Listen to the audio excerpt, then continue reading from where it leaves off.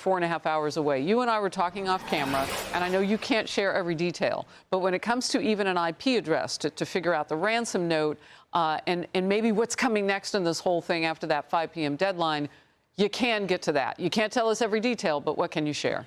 Right. So there's different elements that we're looking at right now.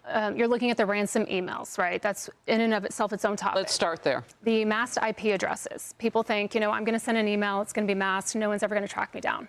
False. The FBI has the ability to unmask IP addresses. I know because I've done it, and I've seen it happen in large cases that have gone to court and been federally upheld, and so it is absolutely possible. But what it requires is digging through certain layers of information. That does take time, but it is possible. Do you think 9 days are enough time? That's a good question. Like I said, there's a lot going on behind the scenes that we're not aware of, and so law enforcement is not going to show their hand right now. They're not going to show everything that they're capable of doing. Certainly not the FBI, because that's what they do. They keep it quiet and confidential to maintain the integrity of the investigation. But I think you've got the ransom email. Again, we've all been talking about it. It's either legitimate, they're a hoax, or they're a false flag and a distraction. And we're about to find out. Those ransom emails may have absolutely nothing to do with Nancy and her whereabouts. But on the flip side, they may. And that's, again, what the family's working with the FBI to determine what's the legitimacy of this. Now, when we look at, you know, the masking of the IP addresses, that's one way to mask their identity. The other way that everyone's talking about is Bitcoin. Back in the day, it was, hey, we'll give you cash. Hey, we'll send it here. Not anymore. Bitcoin is highly sophisticated for individuals, and it is something that we knew that in the FBI we were getting trained on their techniques, and they use it for a purpose. But every single transaction is recorded and documented on the blockchain, and that is visible. You can see that. But what you may not be able to see initially is a non-traceable wallet. But again, with certain investigative techniques and things that the FBI can do, they can get to the bottom of that. But the key is, if you ever want to cash in that money, so let's say you get $6 million, what good is that if you can't actually utilize that? In order to cash that in with a U.S. institution, you're going to have to provide a name, a social security number, identifiers in order to use that. You could let it sit in the wallet indefinitely, but what good is that?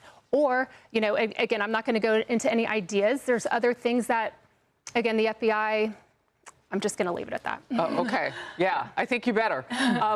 So, Paul, the end-to-end transaction, if you will, the beginning of it with the money in the account hasn't happened. What does that mean? Yeah, well, I think it means that there is no level of trust there from the Guthrie family because they have not gotten any proof of life. And I think that there's got to be still some real question as to whether or not the two notes are coming from the people who actually have their mother, because proof of life is comparatively simple. You can come up with something that's very unique, very idiosyncratic from, let's say, Savannah's childhood or something like that, even if you don't want to put the mother on camera or something like that. But you could do that, too. Why couldn't you put the mother on camera? You could. They may be worried about the comms. Is it traceable? Is the metadata going to show something that the FBI can pull out? And the good news here is that you got the FBI who are the best at this.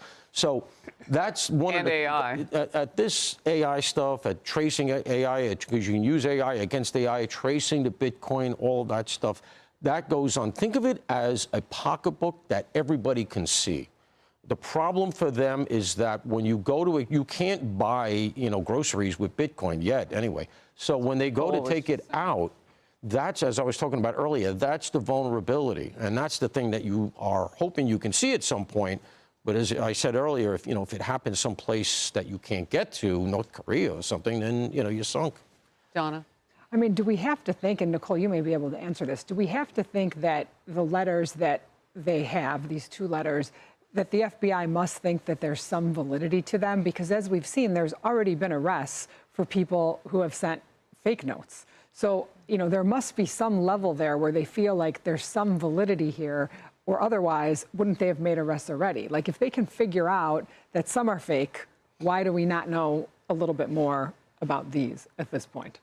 Right. So, again, without going into the details of what's happening behind the scenes, they're not going to close the door on any potential piece of evidence. Let's say that they think something is or is not legitimate. The FBI, their key is open communication. They want as many data points of evidence digitally in whatever format. So let's say every time they post on Instagram, and then there's a response, and then there's an email. every single thing is a digital trail of potential evidence. And so a lot of times you may think, oh, they're going to solve the case off of this particular point, when in reality, what the FBI is doing is they're taking all the digital artifacts and they're piecing it together in a timeline. And they're looking, okay, how can we continue to keep the lines of communication open? Again, they may have information that this is not accurate. Maybe the Guthries don't intend to pay this. We don't exactly know what's happening, but I promise you the key is communication. And what the Guthries want is they want immediacy. What the offenders want is they have been looking for time. And what Savannah did in that video, they basically are pushing their hand and they're saying, let's go. You are no longer in control. We are. You have run out of time and we are willing to pay. So put up or shut up. So this is about engagement with whomever may have her. But you know, it's interesting too, Emily, if it turns out that nothing happens at 5 p.m., they don't pay the money, they don't have any more engagement, then perhaps what you have is a situation where that wasn't real. Now they can focus on something else. Yeah, essentially ruling out. Yeah. But wait, I just want to sort of clarify what you said because I want to make sure I understand.